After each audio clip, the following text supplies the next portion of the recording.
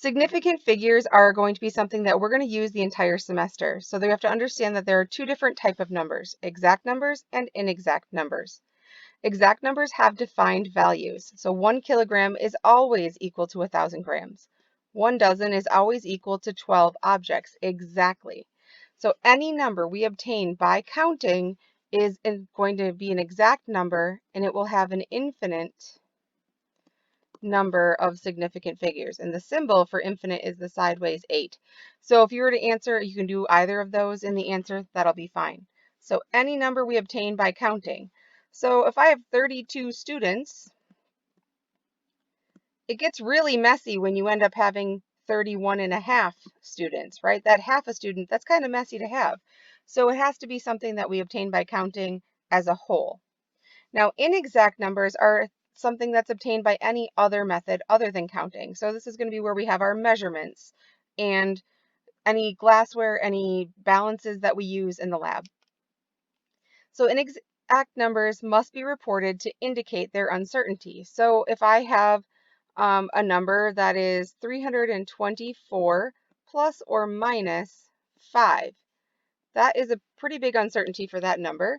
So we would say that this could be anywhere from 319 to 329. So that's the range that this number really could be.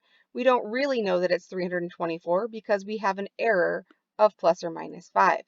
So that's what significant figures are going to tell us about. So how do we count them and how do we use them in calculations is what we're going to go over next. Significant figures are the total number of digits that are recorded for a measurement or a calculated quantity. Using the glassware that we used in lab, so we talk about a graduated cylinder the other day, we talked about a volumetric flask and a burette, and I mentioned how many decimal places each of those have. That's indicating how many significant figures that they have. The last digit is always an estimated digit, and it's assumed to have an error of plus or minus 1, depending on what you are using to measure it. So let's say we're using a graduated cylinder. That's graduated to ones. So this is graduated to the ones place.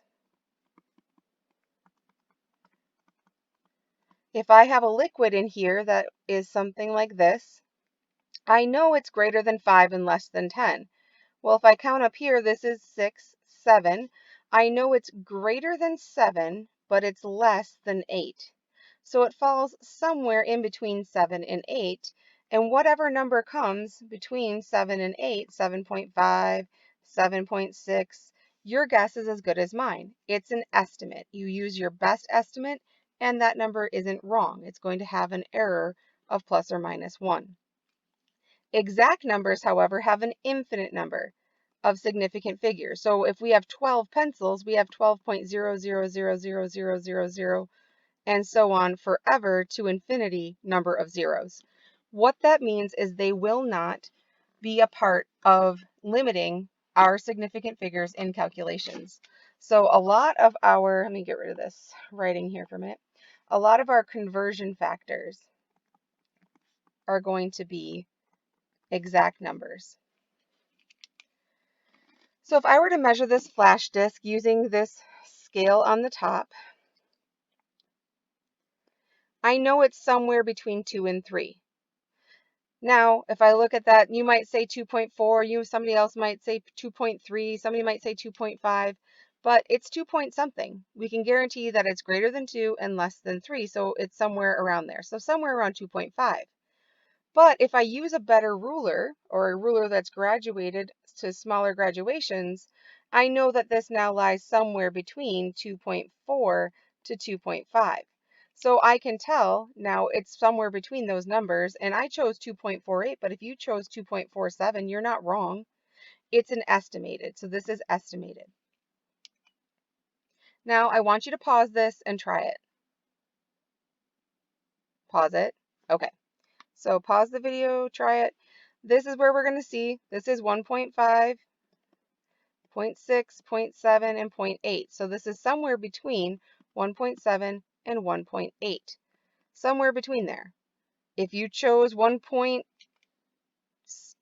did I choose? 1.74 like I did, Great. If you chose 1.75, you're not wrong. 1.76, still not wrong. 1.72, 1.73.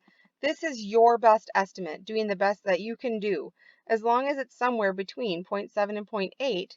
Now, if you're choosing 1.78 or 9, we can tell it's not quite that close to the line. So do your best, make your best estimate, your best judgment. But like everything, we have to have rules. So any non-zero digit is always going to be significant. These are the easy ones. The only time we have trouble is when there's a zero present, usually. So all non-zero digits are significant. So how many significant figures are in 1129? 1, 2, 3, 4. So 4 significant figures are present here. Zeros between non-zero digits are always significant. So this is significant. 1, 2, 3. So there are 3 significant figures here. Zeros to the left of the first non-zero digit are not significant. Because if I were to write 1400, I know that there's an infinite number of zeros before this number, but we don't write them because it's a hassle, and what's the point? Well, why do we write them in numbers that are less than 0? Just because they're not significant does not mean that they are not important. So they are important. They're needed as a placeholder. So they're going to hold the place so that we know, because there's a difference between 0.3, 0.03, 0.003, right, and 0.0003. In case you forgot, this is tens place, this is the hundreds place, this is the thousands place, and this is the 10,000ths place. So we need to hold that number out there so that we know that, but we're not, those numbers, those zeros are not significant. They're just there to hold the place. Oh, sorry. So this one has 1 significant figure. I can erase that if you'd like. So 1 significant figure here. Now, rules for counting zeros are going to get a little bit more complex with numbers 3 and 4 and 5. So 3, 4, and 5 are probably the ones that are going to give you the most trouble. So practice those. Zeros to the right of the last non-zero digit are significant if a decimal is present. So 1, 2, 3, 4 because of this decimal. Now, if this was, so there are 4 significant figures, but if this was 9,550, there would only be 1, 2, 3. So this would be 3 significant figures. So that decimal makes that 0 significant. Zeros to the right of the last non-zero digit in a number that does not contain a decimal point may or may not be significant. So it's what we call ambiguous, meaning we don't really know. But for this class, if you write 1200, this will be 2 significant figures. What if I needed it to be 4? What if I really needed those numbers to be significant? In chemistry, we're specific. You can write it like this. I know most of you are not used to putting just a decimal without a decimal after it. So this is 4 significant figures. But if you were to put that decimal after it, that would be 5 significant figures. If you want to, you can always write things in scientific notation.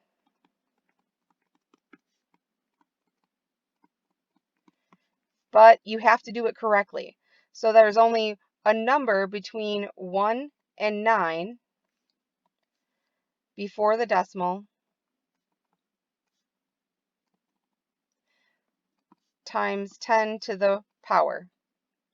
So if we wanted to write 1200 with 4 significant figures in scientific notation, it would be 1.200 times 10 to the 1, 2, 3.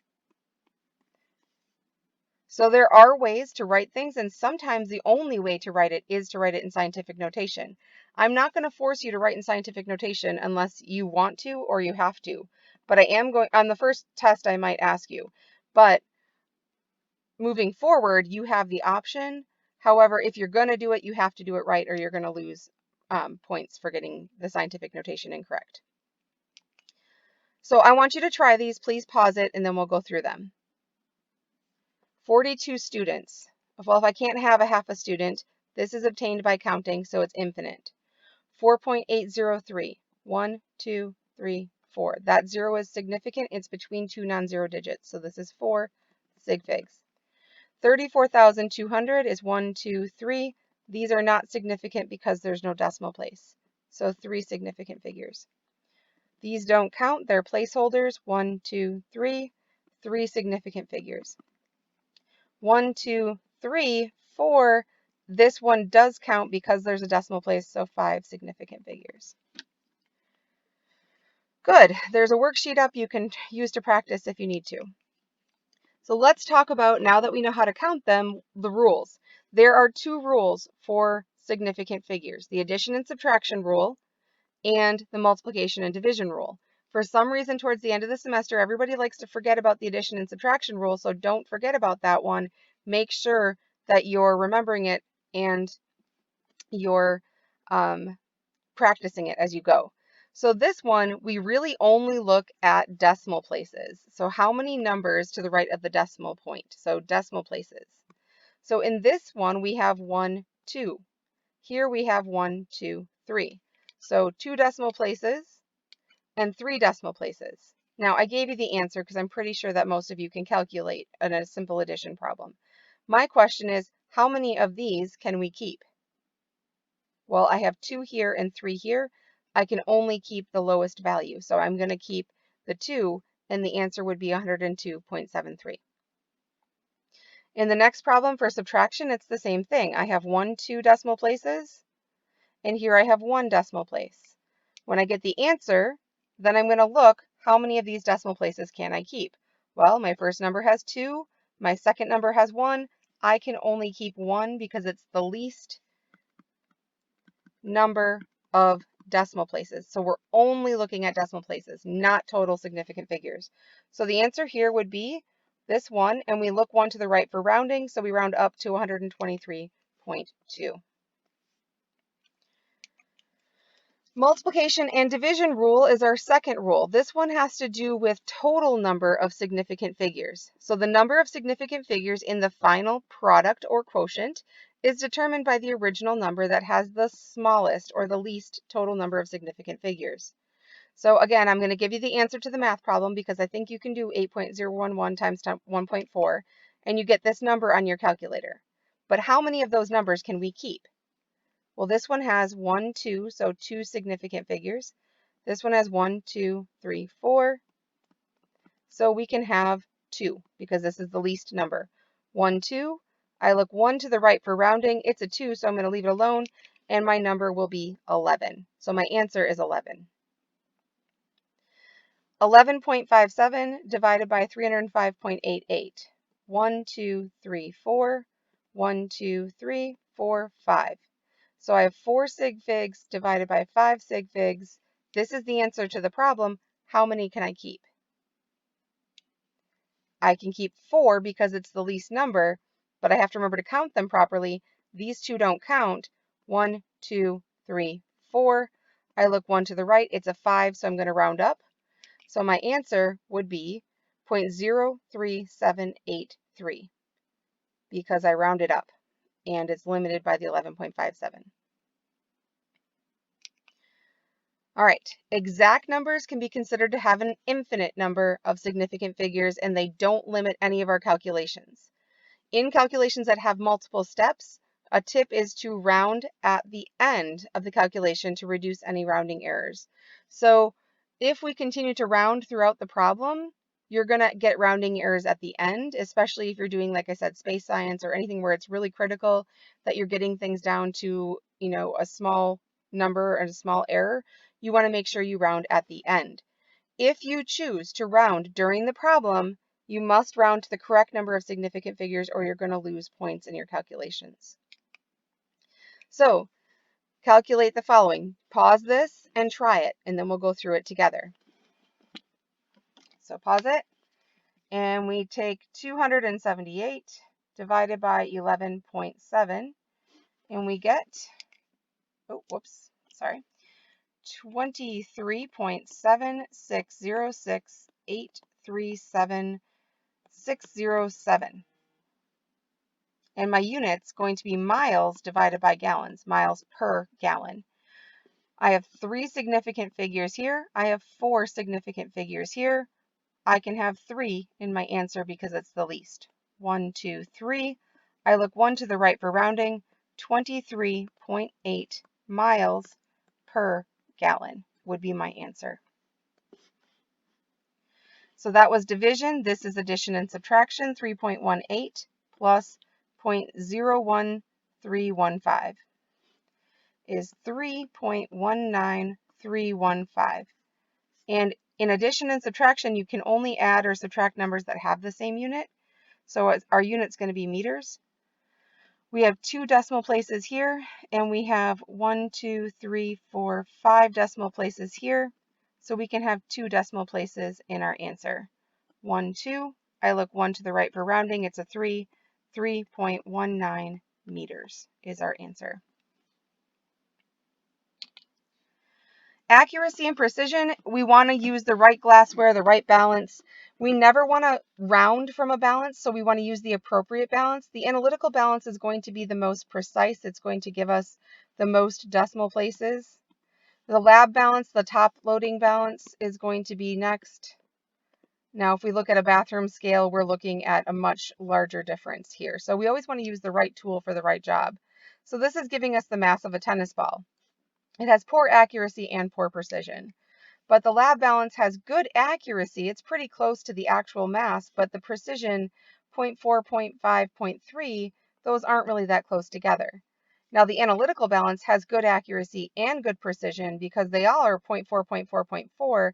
In fact, they're all the same, even to the hundredths place, and don't differ, actually to the thousandths place, they're all the same. They don't differ until they get to the 10,000ths place. So how do we round? This should be a reminder from like 5th grade. If the first digit you remove is less than 5, you round down or leave it alone by dropping it and following the digits.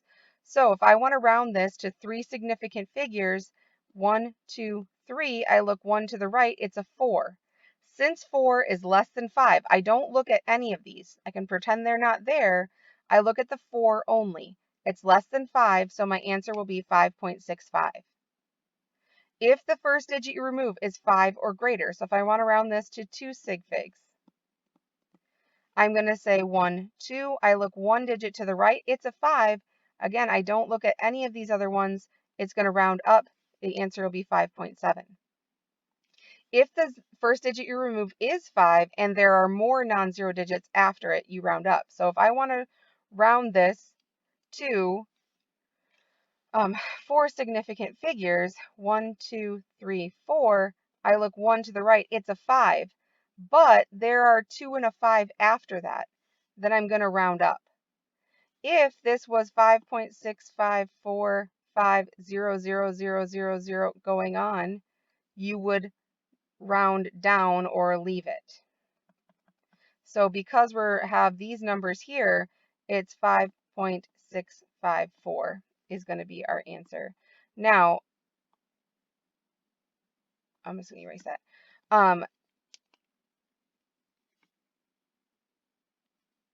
If you're going to space science, something like that, again, this is going to be important. For this class, it is okay if you just round up. I'm going to be fine with that. That's just for those of you that wanted to know what we're supposed to do. All right, dimensional analysis is the problem-solving tool that we use.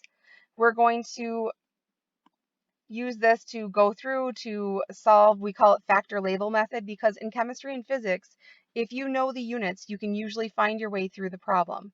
So we're going to have a general rule. Now this is saying if I'm starting with something in the numerator that I'm given that I want to get rid of. So if I have this unit that's given, I match that unit in the denominator. But realistically, I just match it in the opposite place. If it were in the denominator, I would match it in the numerator. Opposites are going to cancel.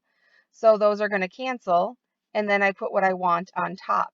Sometimes that can be accomplished through one step, but usually it's more than one step. So for example, let's convert 12 inches into meters. If I gave you these conversions, now on a test, I would give you this conversion, but I would not give you this conversion because that's a metric conversion that you're supposed to know. But for right now, I'm just going to give them to you so we can do the problem and just practice the dimensional analysis. So I've given you 12 inches. You put the 12 inches down, you put a multiplication sign and a line. Now I want to get rid of inches, and I have here that 1 inch is 2.54 centimeters. So I'm going to put inches in the bottom and centimeters in the top. The inches are going to cancel. And I think I have this in the PowerPoint, so I'm just going to erase that. So the inches are going to cancel. The 1 goes with the inches, like here. And the 2.54 goes with the centimeters. I'm in centimeters. This asks for meters, so I'm not done yet. The inches cancel, but I need to put another multiplication sign and another line to get rid of the centimeters and go to meters. So if I want to get rid of the centimeters, they're going to go in the bottom, and the meters are going to go on the top. This 100 centimeters goes with on the bottom, and then the 1 meter goes in the top. The centimeters cancel, and then we do this. Now we multiply across the top and we divide by what's on the bottom. And when we do that, we get 0.348. Looking at significant figures here, we look at our significant figures. We have 4 significant figures. These are conversion factors. They're not going to limit our significant figures. So we can just look at the first thing we started with. So this is 4 significant figures. This is our final answer. All of your final answers must have the right number of significant figures, unit, and label. I want you to try this one. So pause it, please. 69.5 inches. 1 inch is, sorry, I just did that wrong because I was thinking of the last slide. Using the conversion factor that's given, inches goes on the bottom, meters goes on the top. We can go directly here. 39.37 inches for every 1 meter. So when we do that, we're going to take the 69.5. So 69 point, whoops, 0.5 divided by 39.37 will give us 1.765303536. How many of those can I keep? 3 sig figs here. If this is not exact, this is 4 sig figs. So even if it's a conversion factor, this one is less. So 1, 2, 3. I look 1 to the right for rounding. My answer would be 1.77 meters. There you go. That's it for Chapter 0.